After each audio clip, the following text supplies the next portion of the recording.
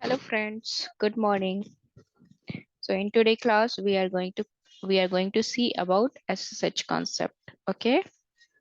So in this class we'll only see the theoretical part. In next class we'll see the practical part and the working behavior of SSH. So let's start with today's session.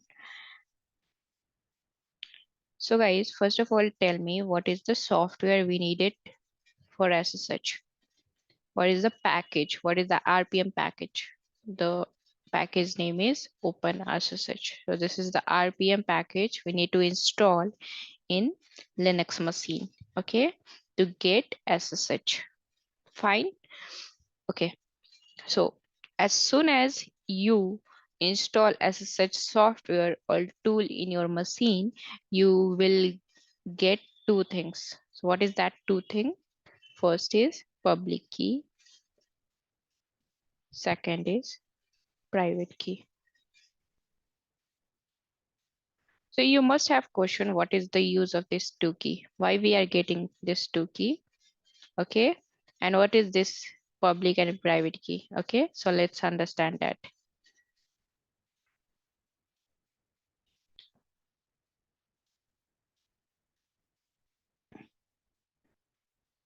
Guys,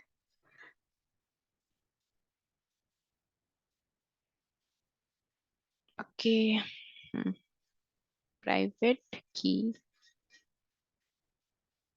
public key.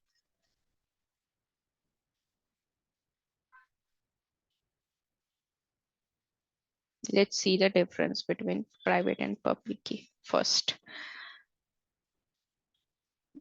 Private key, I'm not going to tell you the theoretical thing. I'm just going to tell you a real life example. Okay, so to make your concept clear, okay, so private key is like your lock. Okay, it's like your lock. Public key is like your key. Okay, so the the private key never ever travel on internet. Only public key going to travel on internet, because the name itself indicate, right? It is for private purpose and it is for public purpose. Okay. Have you ever seen anyone to travel with a lock? No, right? Who is keeping the lock in the pocket and traveling? Nobody is doing, right? So that's why we called as this is private purpose. We are using this for private. And everybody traveling with a key, but nobody is traveling with a lock, right? So just correlate the thing, okay?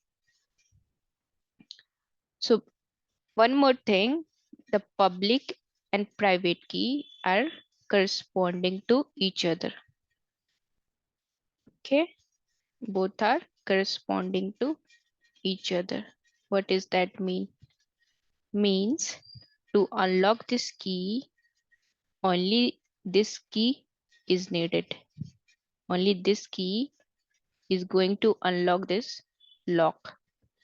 This lock cannot be unlocked by any other key. Okay.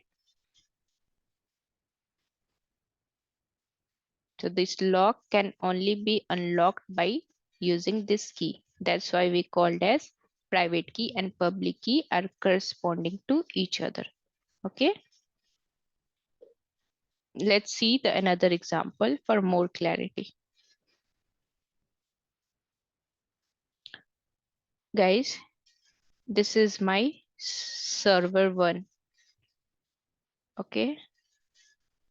This is my server 2. Okay. Now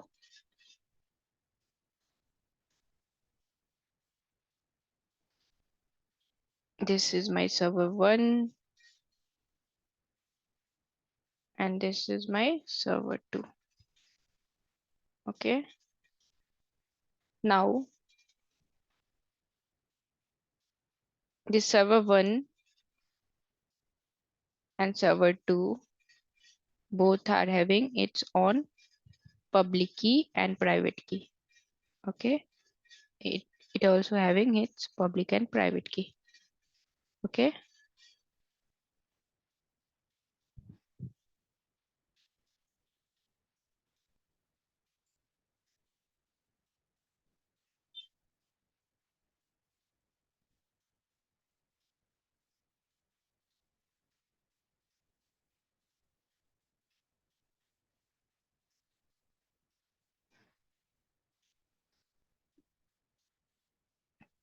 there is a client.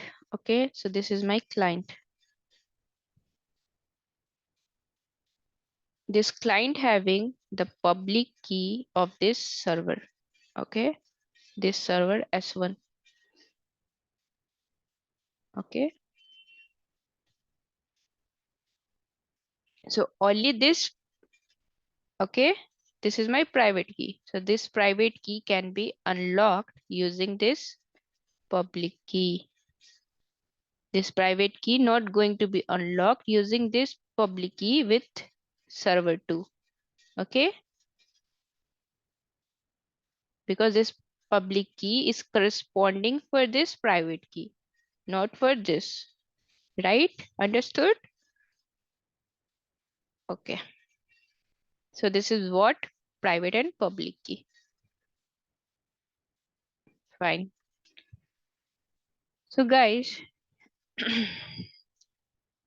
one thing, how public and private key, how it is made.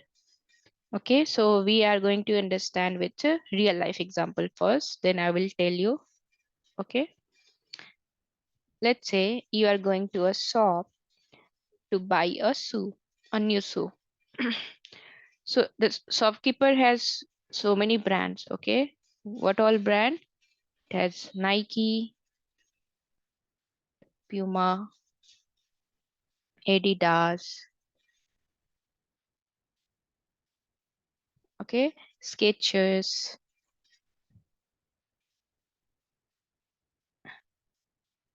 So these are the brands of shoes. So similarly here, the private key, public key also have the brand company.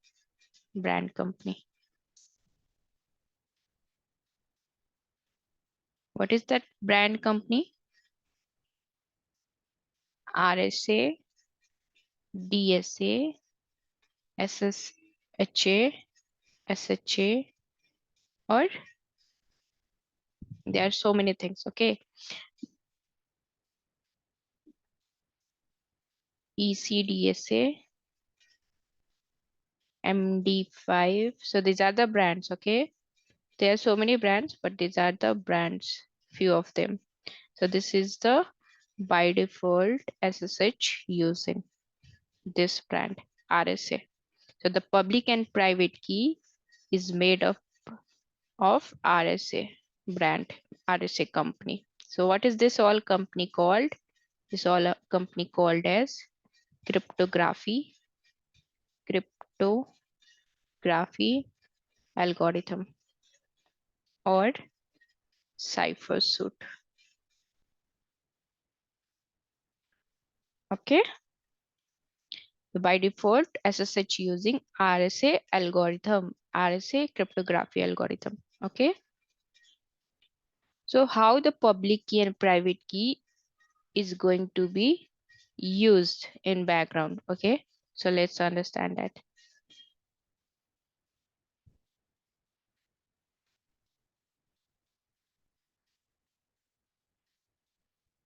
This is your client. Client want to connect to a server. Okay. So what client going to use it? Going to use it SSH. Why SSH? Because client want a remote connection to a server, a secure remote connection. Okay, so client gonna use it as such. So before going to travel any data, okay, before going to travel any data, what SSH going to do? SSH going to provide a secure channel, a secure connection, okay, between client and server. So the handshake between client and server will be established. Okay, so once the handshake is done, a secure channel will be created, okay, between client and server. After, client going to send his ID and password, okay. After any request, any data is going to travel on the internet, okay, so everything will be in encrypted format. Okay, fine, everything will be in encrypted format. Now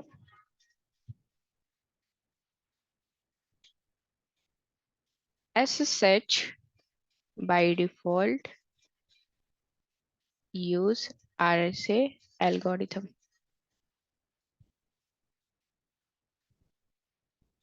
SSH uses asymmetric key concept. So what is that? What is asymmetric? So let's understand. Please note it down. I'm going to erase it. So let's understand what is asymmetric and symmetric key.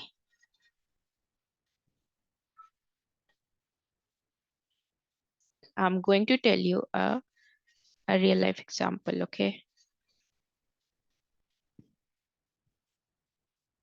In asymmetric key, we have two things.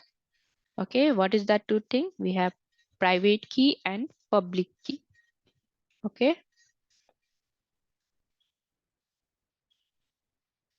private plus public key.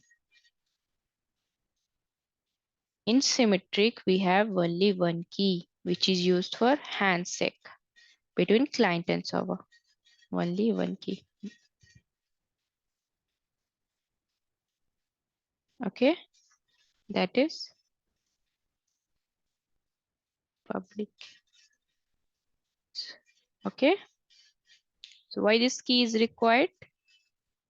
To establish a secure channel, to establish a handshake between client and server. So in asymmetric, we have two key. In symmetric, we have only one key. Okay, so by default, SSH use a concept of asymmetric key. Okay, good. So that's it for today class. We are going to see a practical or how SSH exactly works in the background with the practical. So thank you for listening me. Let's meet on next video tomorrow on the same time. Thank you guys. Bye bye.